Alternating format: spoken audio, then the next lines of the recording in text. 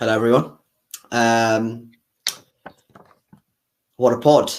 What a wonderful, wonderful pod. I am very happy. I'm very happy.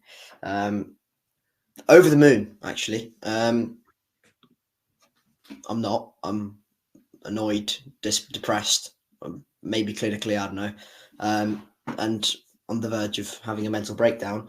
Because Nigel Pearson has been sacked by Bristol City. The head coach, or the former head coach, had been there for 2.5 years. And that feels a bit weird to say now. Ex-Bristol City head coach Nigel Pearson. As usual, I have Matiss alongside me. Matiss, let's not go into the depressing stuff straight away. How are you? Well, a couple hours ago, I still wasn't feeling that fine because I went to the Seven-side derby and that was also pretty horrendous. Yeah, it's not been a great week since the Coventry win, 2 losses, and it feels, it does feel weird. Like you said, he came in 2021 February, and now I felt like I really felt he's my manager. He's the manager of this club. He really recently as well got the fans on his side. But yeah, he's gone, and he won't be coming back, and it's surprising, and well, we're all angry. I can say for all of us fans. I mean, it's really disappointing, and I mean, you could kind of see it coming, like with the interviews and what he said after the international break. We weren't happy, then they had the audacity to blame it on recent form and the fact that they want to get promoted now, and with the amount of injuries that we have, I mean, no one's going to do a better job. Yeah, it's frustrating. Okay. And now we're managerless. I think the club statement is a good starting point. So the club statement, the headline: Nigel Pearson leaves Bristol City. Nigel Pearson has left Bristol City with immediate effect after being relieved of his role as manager, so he's been sacked. So he hasn't resigned. Chairman John Lansdown, who barely speaks, is back at it again. This was a difficult decision to make, as we recognise and appreciate how much Nigel has done for the club over the past 2.5 years, on and off the pitch. Nigel is highly respected the staff, yada, yada, yada, academy structure, women's team, nice.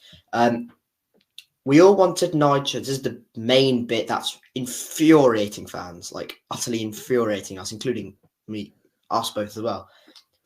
We all wanted Nigel to achieve our ambition, to be promoted. But with our recent results, we feel that now is the time to make a change, to give the club the best possible chance of success. He carries on to say, Jason Newell, who is a lovely man, like Jason Newell was brilliant. Every time he had an interview, he came across brilliantly, like thorough professional. So I'm really, really, yeah, that's quite sad actually, because he's a really good football man, really good guy. He's left. And head of medical performance Dave Rennie has also left. So that means Curtis Fleming, who's the assistant manager, he'll take over on an interim basis, supported by Ali Hines and Khalifa Cisse, as the club seek a new head coach. Let's go back to that chunky bit, which was a tiny bit, which was we all wanted Nigel to achieve our ambition to be promoted. But with our recent results, we felt that now was a bit time to make a change to give the club best possible chance of success. I know you're quite unhappy about that. Yeah, I mean, like I said, the fact that they've blamed it on recent results where we face like the top 3 teams in the table right now, and I would say that the Stoke and Cardiff loss, are bad, but it's outrageous considering we have 11 first-team players off and we're playing a right wing at left back and we're starting new academy players who haven't played any minutes for us. And they said they feel that with our ambition to be promoted, like with any other manager, will get us promoted. Where we are right now, it's just not realistic. What he's done for this club since he's come in, and from the financial standpoint, and he's brought this slow progression, and he's had nothing to play with. Given him nothing, and we've sold Scott, we've sold Semenyo, we brought in around like a 40 million or something. And we've only spent like, I don't know, 5, 6, and maybe even less. And he's brought these players and he's created this cycle, bringing these academy players up. He made Scott into this first team player, and then he gained the traction from the Premier League, and then off he went. But he had no backing, and now he's just been shipped off. And I guess, I am surprised because it's completely undeserved. But like we said earlier, we could kind of see it coming with the way it was going. But yeah, it's just the audacity to like kind of hide, and it's obvious I don't know, they're just not happy with him and what he said in the press. Nigel Pearson's a nice man. I've liked him. There's been some rough patches, but overall, I think he's done his job well, and for what he's done 2.5 years, respect to him. It feels like they've tried to make up an excuse, or trying to get to a point where they can excuse it. And I think it's 3 defeats in 4. But as you said, it's, we played Cardiff away, who are doing well at the moment. To be fair, if we take the Derby side out of it and the rivalry side out of it, they're doing well. And we're going into there with 12 of our first team players injured, our captain missing, our main midfield man, our 2 best centre backs, no real recognised right back. The striker who's played the majority of the season, he's injured as well. We're fitting our main left back at right centre back, our main attacking threats out because we're playing him at left back and he's right footed. Mess. So to hide behind the results thing just boggles the mind. Just boggles the mind.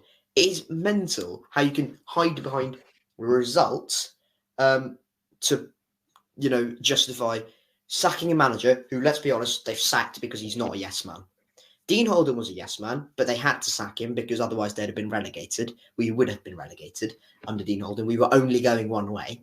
I think after the Watford game, was it, where we lost 6-0 away from home and played Riley Tower at left back, that was pretty evident. And then we lost home to Reading, and then he was just sacked eventually. Lee Johnson was sacked because we spent this boatload of money and that didn't work, so we had to try something new. And arguably he was sacked a bit too late, really, so they gave him a little bit of time. He wasn't sacked early enough. And Lee Johnson did a great job for us, considering the whole of his tenure, and taking us from kind of flirting with relegation to we're still in the Championship. We're a reasonably mid-table kind of upper half, I'd say, Championship club. So to get us to that point, great job, Lee Johnson. So I think we have to kind of go down that route in terms of a younger manager who's going to progress the team on the pitch and be more coachy and more, possession based and possession predominant. Really, that's, I think, the route we have to go down. So, what do you think your highlights, or I want highlights more like if you were revising before an exam and you had to kind of make short notes on this period under Pearson for Bristol City, what would your like main takeaways be? I mean, it was a period of repair, and he got signed to kind of, here you go, get into this job, fix our problems, please. We're not in a good position right now. And what he did, he came in and he helped us. There's been moments where, like I said, we've been like, is he the right man for the job? We're frustrated, but we can never expect us to get into the playoffs and be challenging every single season. And he brought us, first season 19th and second season 17th, and then last season we ended 14th. It was slow progression, and like I said earlier, with the wage budget and the financial standpoint, he helped massively. The academy, the flow that we have right now is great. He made like some 21 signings, I think, over his time. Some failed, yes, but some have been also great, including like this summer as well. We've seen Jason Knight, for example. No, some good times. We had we didn't have any cup upsets, I would say, but we played Man City. I thought we put a good fight up. No, he does have a character in interviews. He has that. No, I'm gonna miss that. Not always giving a smile. I am gonna miss that, and I'm gonna miss him because like I said, I felt like he was my manager. He really settled in. He was, he did a job, and I thought he did it well. And I think we're all kind of sad to see him go. But well, I don't know. Do you see him getting another job soon, or do you think it's? going to be it for him? Well, from a selfish point of view, I hope he doesn't get another job, because I think it will be really nice for us just to, his last job, to build the foundations at Bristol City, and then we go on from here. Although, it's a bit of a sour ending, really, the way it's ended here. And I'm sure he would have liked to, finish the job in terms of getting us promoted, if we do get promoted, that is. And I'm sure he would have been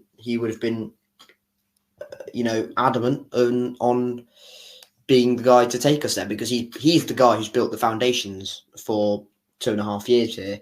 All these players have improved. All these players have improved under Nigel Pearson. And that's excluding the players who've kind of come in. A couple of exceptions who've not hit the ground running straight away. I'm thinking Harry Cornick and Alice Mametti. But apart from that, Mark Sykes has been brilliant. Andy King was signed in his first summer, and everyone thought it would be like a 1-year stopgap and then he'd go. He's been really good. Let's be honest, for a 35-year-old, he's 35 today. Andy, happy birthday. He's been really good. Rob Atkinson has been really good. He was signed in his first summer. Zach Vine has been brilliant for the past 12 months. Jason Knight, as you mentioned, he's been brilliant. Matty James was like a similar situation to Andy King, like maybe 2 years and then he's out. He's still our midfield general. He's the captain. And then, the progression of young players, Alex Scott, Antoine Semenyo, now Tommy Conway, Sam Bell, players from our academy still, Cam Pring, Zach Viner, Max O'Leary, and also, young players who've been brought into the football club through recruitment, Taylor Garn-Hickman, Alice Mametti, Jason Knight. So we've clearly gone in the right direction under Nigel Pearson. And I'm forever thankful for that. Whatever happens after this, and I know there's a lot of frustration, including me, with the decision right now. I don't think the timing is right at all. I think if he was going to leave, it would have been best for it to happen at the end of the season, and then we can go from there and have our time. But it's happened now. Whoever comes in, and we'll talk about that because we've just had a tweet from one of the more credible sources and credible reporters that there might be three names on there who are pretty predominant, but we'll talk about that in a bit. So I think we both can agree this 2.5 years have been massive thumbs up. I think we can agree on that, can't we? Yeah, definitely. And it's sad we didn't get to say a goodbye to him, I guess, but with these sackings it doesn't really happen. But no, I wish the best for him. He's not physically in great health right now because of his back, neurological problems, but I wish for the best for him. And yeah, cheers, Nige. It's not how I really wanted him to go, but he's had a good 2.5 years. And like you said, I think end of the season would have been a bit better timing if they were going to sack him instead of making these excuses. And now, obviously, the fans aren't happy. It'll be interesting to see where we go from now, who we sign, the results coming up. But yeah, overall, yeah, just thank you to him, and yeah, I wish him the best. Fully wish him the best because he's been fabulous manager for us, and people on the outside might be looking, well, what has he actually really done? He's done a lot. He's galvanized the fan base, which, let's be honest, was very split when Holden was sacked. He's galvanized the fan base, apart from a few idiots who think that he's done nothing. He's been brilliant for us.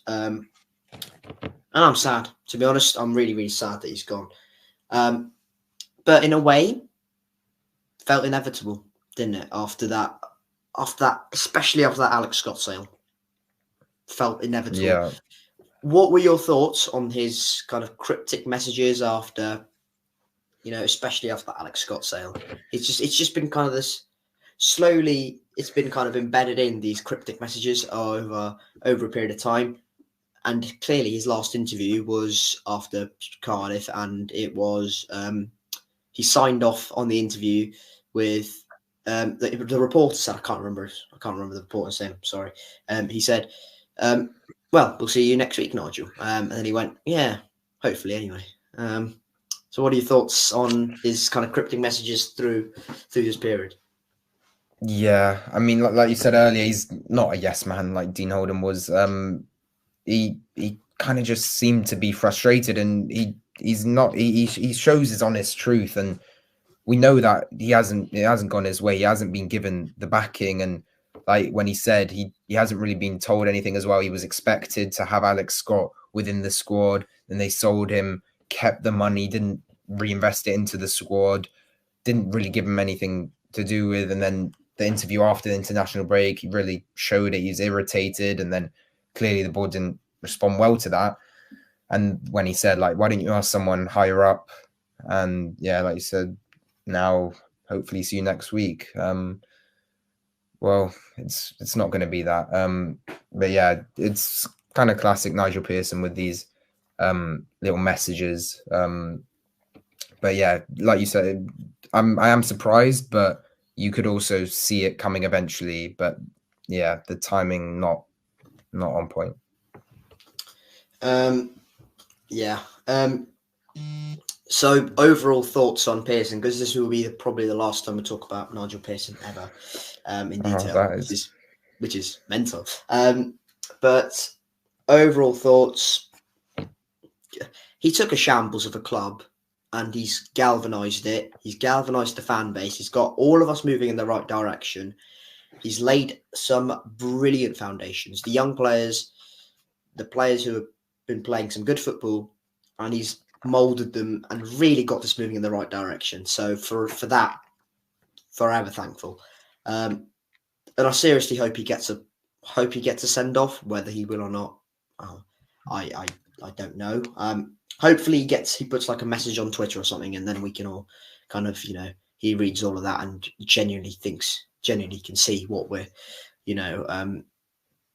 what we think of him and what we think of the owners, who we'll talk about in a bit. So what are your final thoughts on Pearson? Yeah, it feels weird. We're never really going to look at him and chat about him again. I feel like this Pearson era has been, nice. It has been a big part of, me supporting Bristol City, and it feels like it was a bit longer than 2.5 years. But yeah, it's been cut short from the 3-year deal.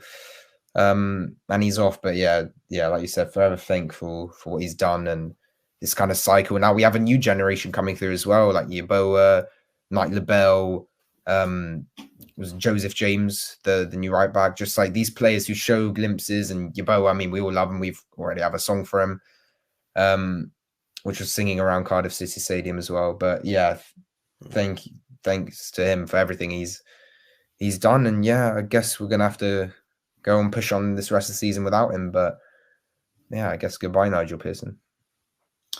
Yeah, cheers, Nige. And he is welcome at Ashingate anytime. He is, and I think unless he gets another job, I don't think he's going to move from where he lives, which is like somewhere in south of the training ground. So hopefully, hopefully he does well, whatever he does next. Whether that's a managerial role, maybe if the relationship is kind of repaired between the owners, maybe we might see him in a higher up role at Bristol City. You never know. He might go and work at Leicester as well. But I never know. But we've got to move on from this.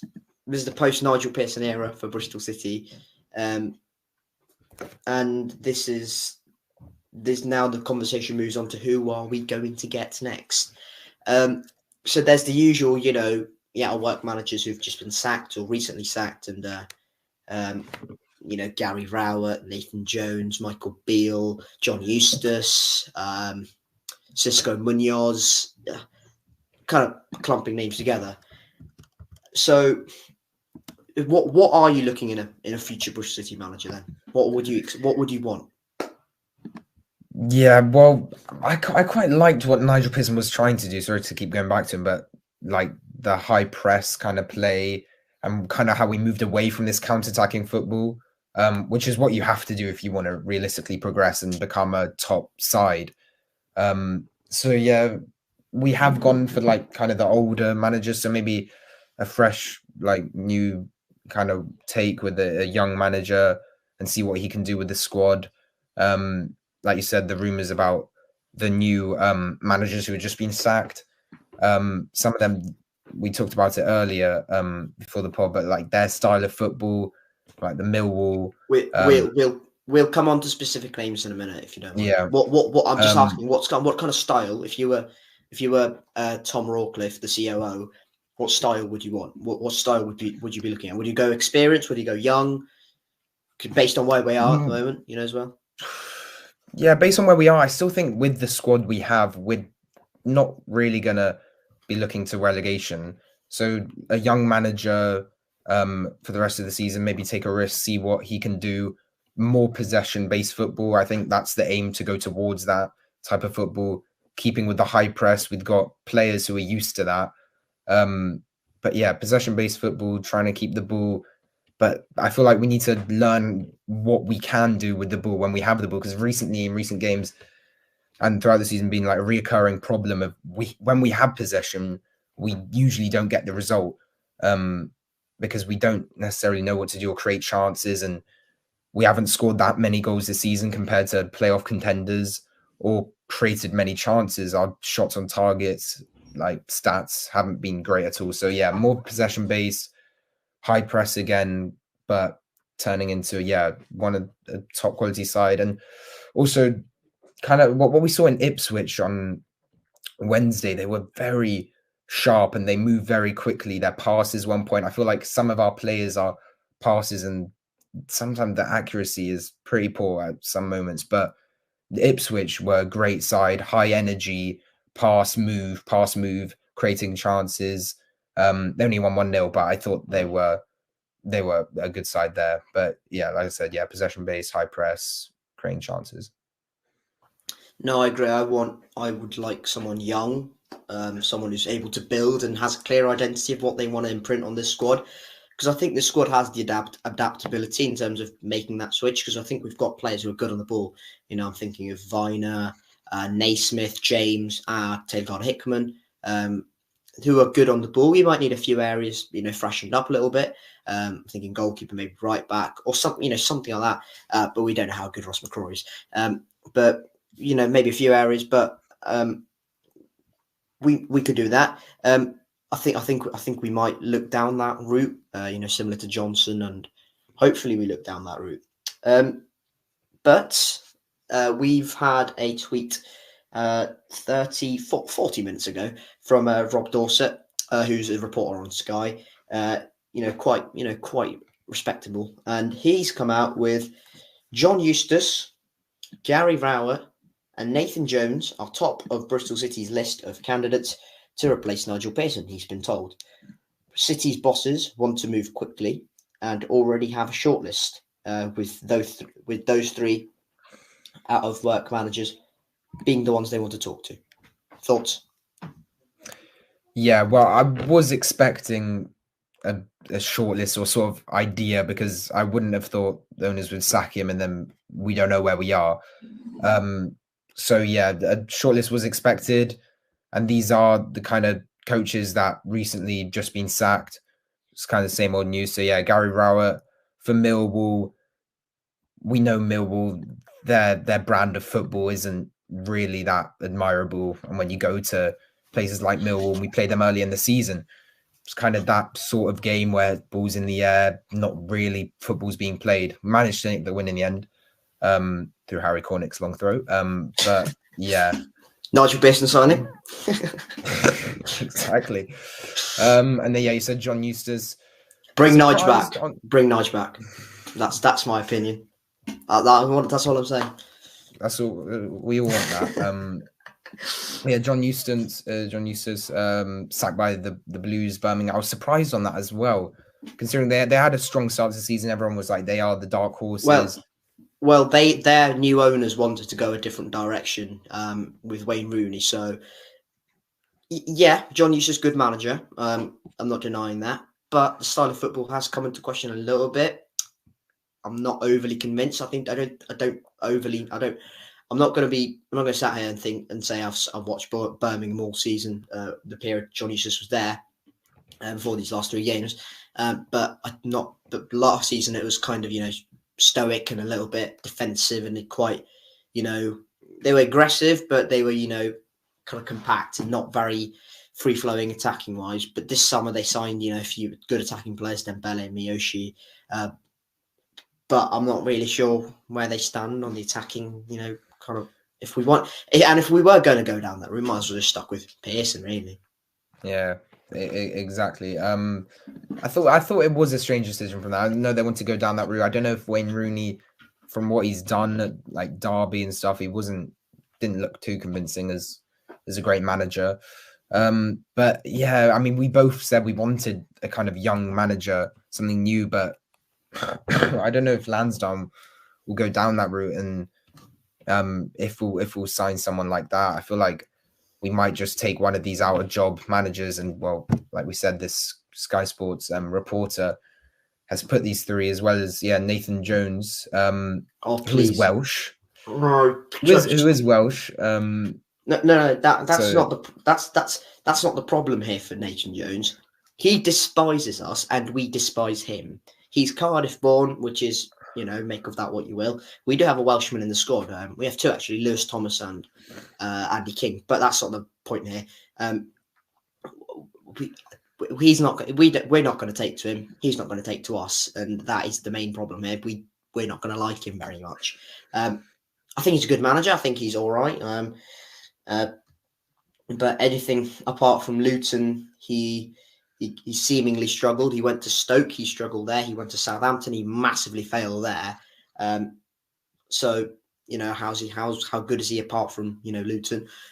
I'm not convinced on that. And his style of football, again, bit direct, quite similar to Bristol City, as in really, really high energy, really high pressing, like gonna press the hell out of you, and gonna make it uncomfortable.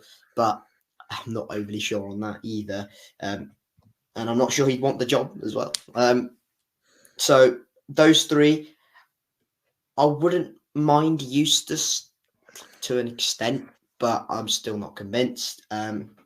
Rowett is a no, because I don't want that style of football, and if that doesn't work pretty soon, the fans are going to turn, and once we turn, we're not coming back.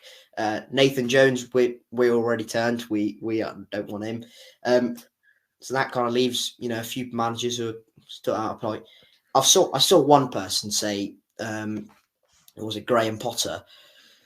I would like to be a millionaire. It's not going to happen. I would, like to be Bill Gates. It's not going to happen. Ignore one idiot, but still, I respect the ambition, but not going to happen.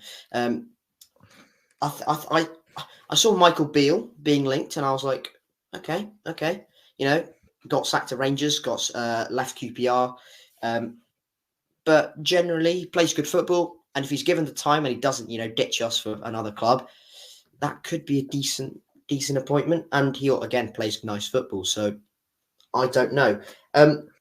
Have you got anyone in particular you really, really, one name you'd go, yeah, I want him, if you had to pick?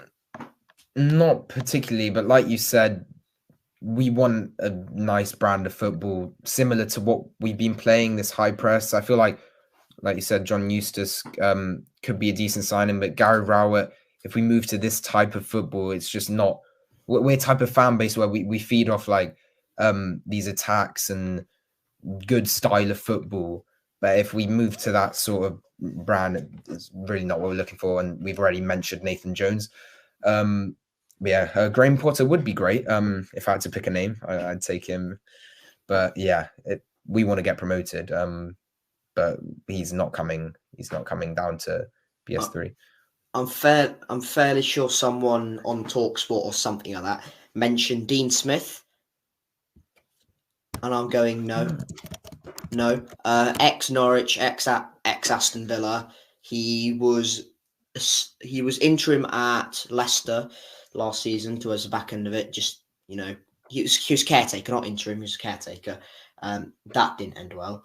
Got them relegated basically. Chris Wilder is a very interesting shout, but apparently Sheffield United might be sniffing around him again. I don't know. The most interesting name though out of these, in my opinion, is Luke Williams from Notts County. He's got them top of the league at the moment, or top of the league. Might be second. Um, Behind Stockport. But still, incredible job. They've just come up from the National League.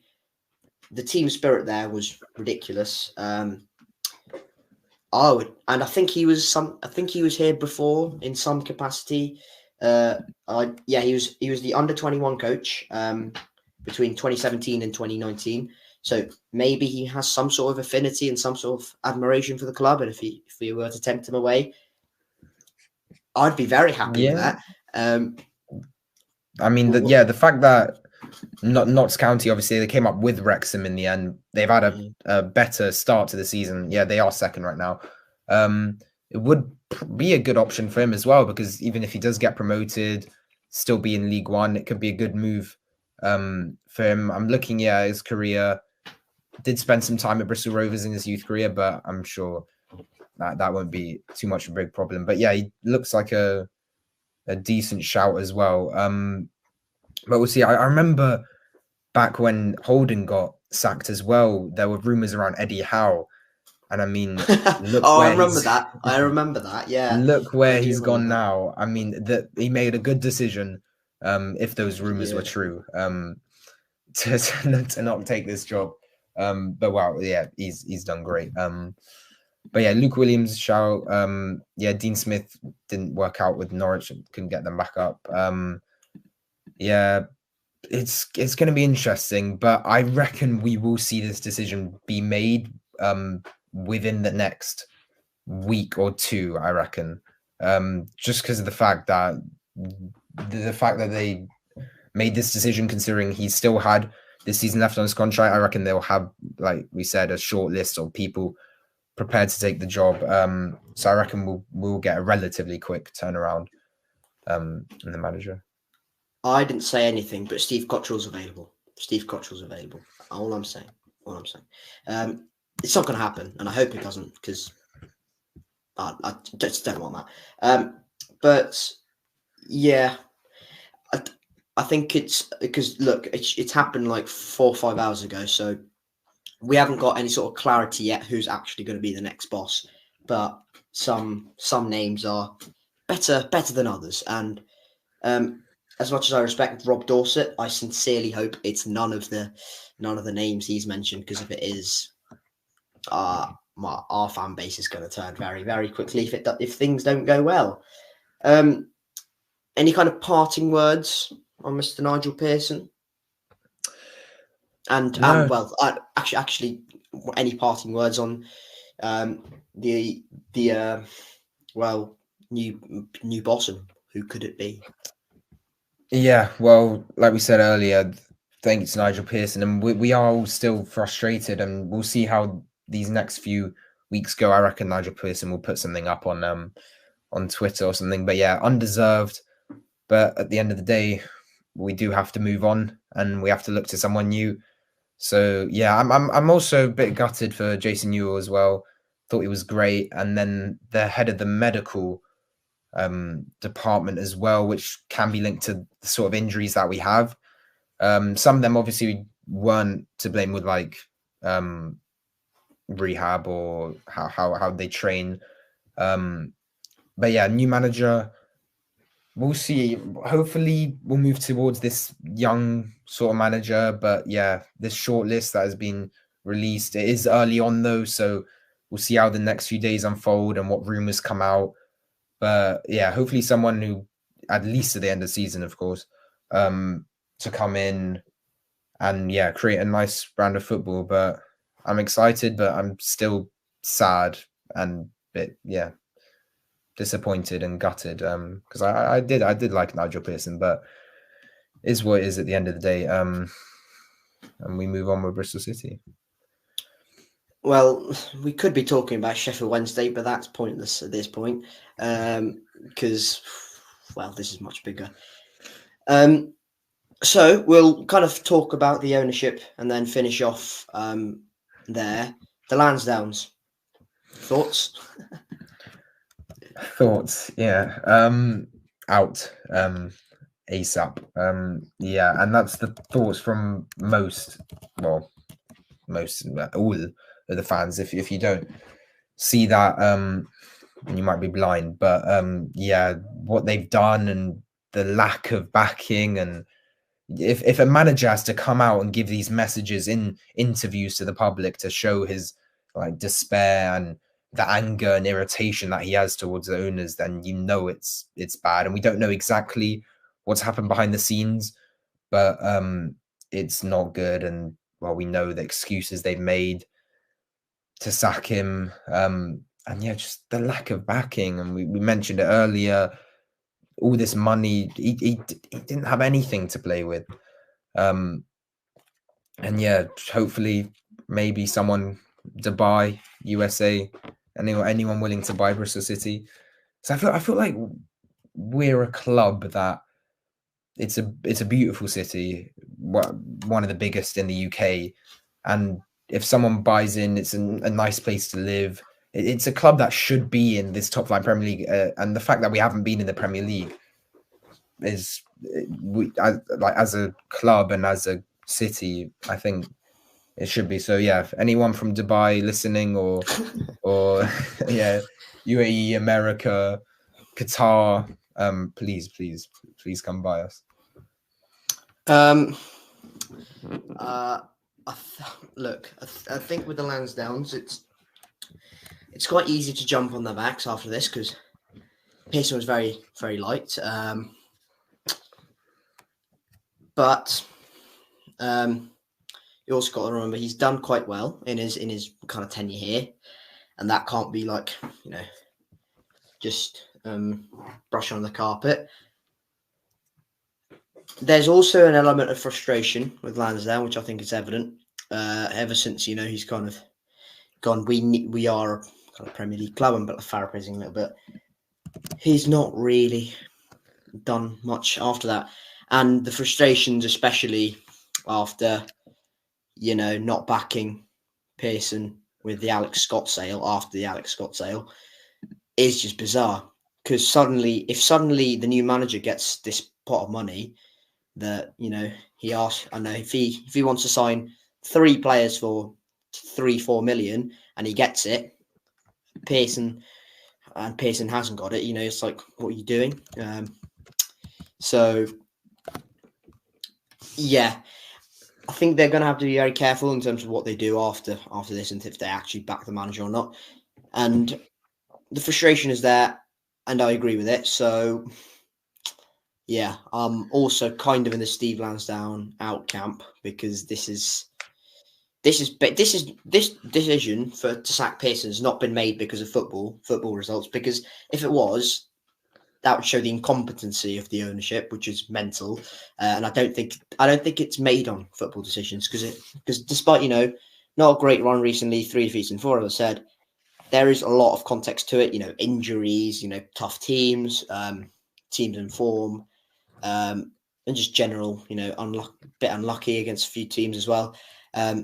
So this is not a football. This is literally just genuinely a breakdown of the relationship between Nigel Pearson and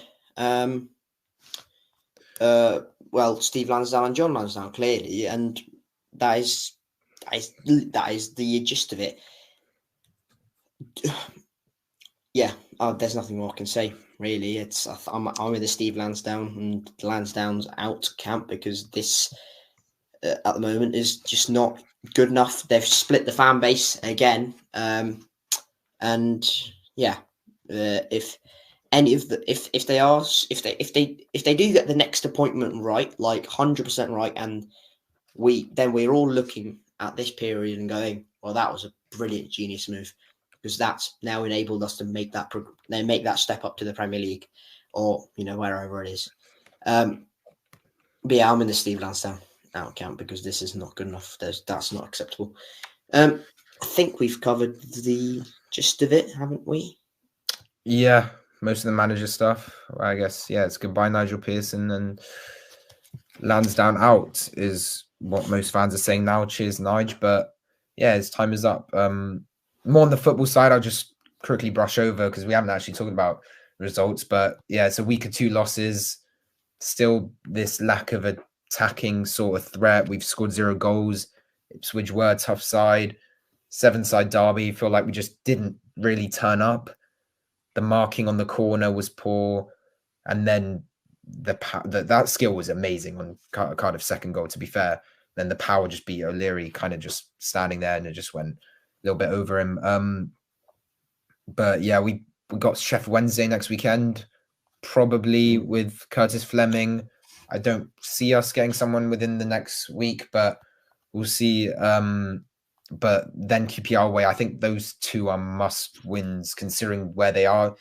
Those Sheffield Wednesday, yeah, are we going to win them? That's the problem. But Sheffield Wednesday did get their first win of the season this afternoon against Rotherham. So it's not great timing considering the terrible run of form they've been on. But I think at least 4 points. Anything less than that is pretty unacceptable. I know we have a lot of injuries, but we still got enough quality to outplay these sides.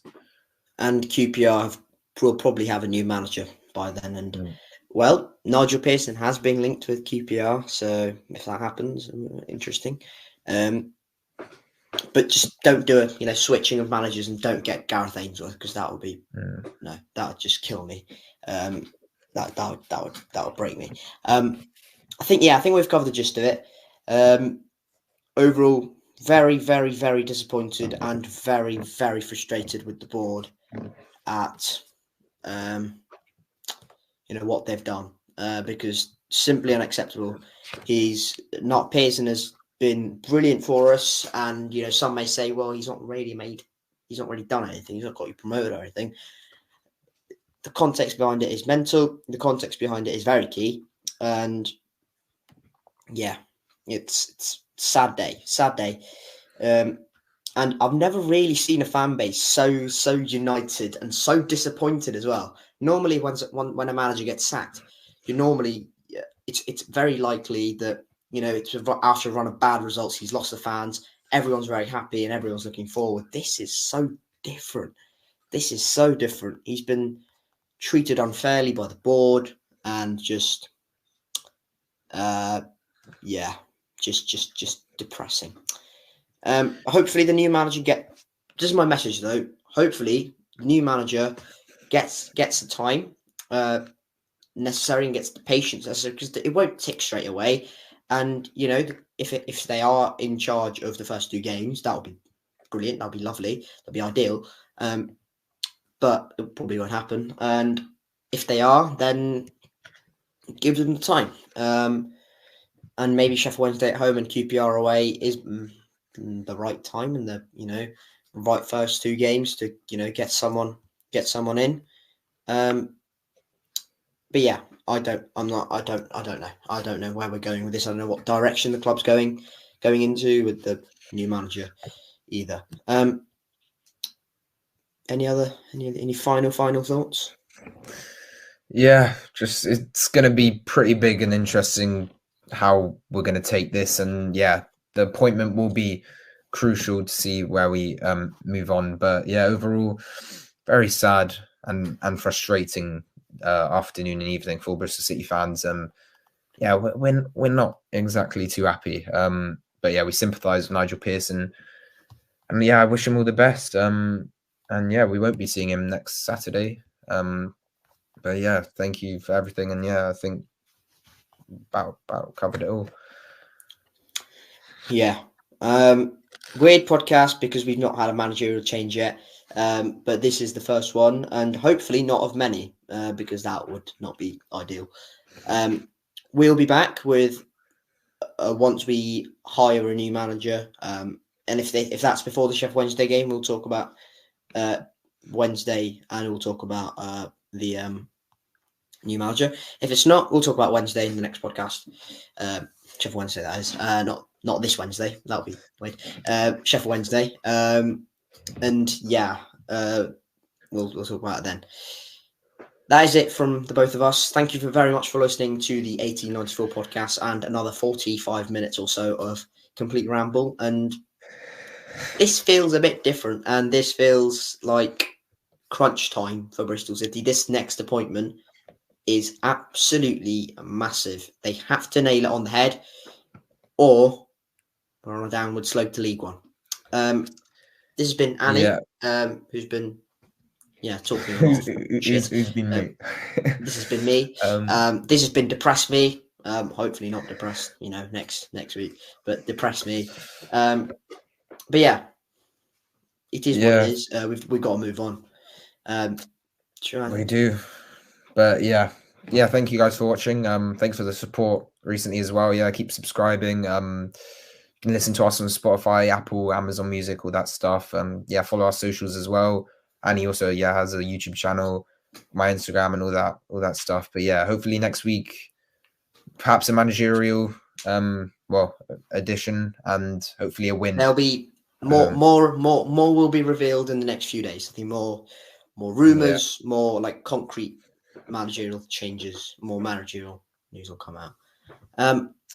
Thank you very much for watching, everyone. You can, as you said, if you're listening as well, thank you very much. And yeah, we'll see you next time.